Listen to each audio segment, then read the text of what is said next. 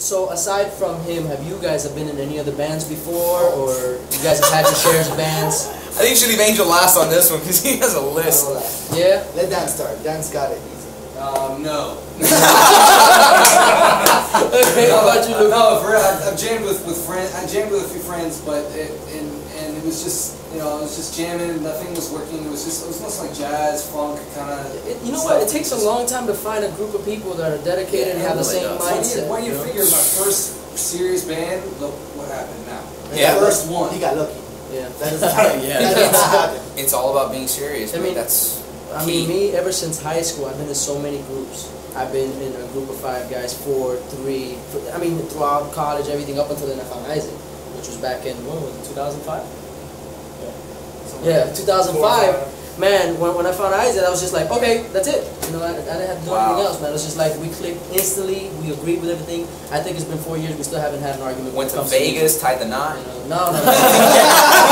We have not. I'm joking. No, you know what? It's funny you brought that up because when we went to perform once, and I'm going to tell this story right quick. No. We go to perform once, and we're about to sing. We're about to sing in front of these people, and he's introducing us. So I'm just sitting on the side. I'm just like listening. You know, Isaac. You know, I'm the short white boy. He's the tall black guy. So we're just right next to each other. And usually it looks just like this when I'm standing up. He's, you know. Yeah. So anyway, man, he's introducing us. He goes, "Oh, how you doing, everybody? You know, I'm Isaac, and this is Clef.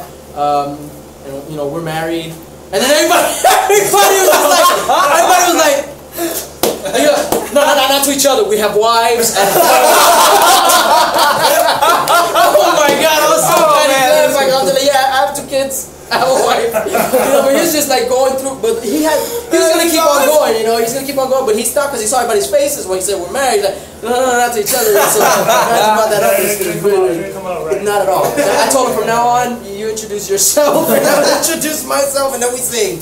You know, that's basically how that came about. Wow. So yeah, when I was in North Carolina, started out in middle school. I had this thrash metal band with one of my friends, very early Metallica sounding, you know, just raw, you know, and we played some shows like for the whole middle school, you know, and you know, it was cool, you know, it was good stuff.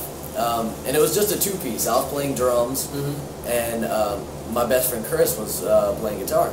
So you play drums as well? Yeah. He plays everything.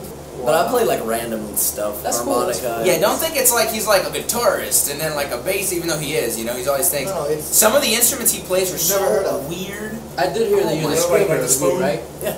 You are the screamer, the one that takes all the parts. That Yes, he's a. We got too many of that though. Yeah, there's one I or two. haven't heard that in stuff there. so There's far. only one song on there that we have. On the first album, there's only one song. I'd say the second album release probably 3 or 4. Yeah. But it's not like. It's not overpowering. Screaming and As a matter of fact, as opposed to what most people do, which is where they spotlight the screamer, our songs, I would say screaming takes like a backup singing role. It's really cool. It's like we use screaming in a way I don't think it's ever been used. Can I say it? You know, I mean, it's a.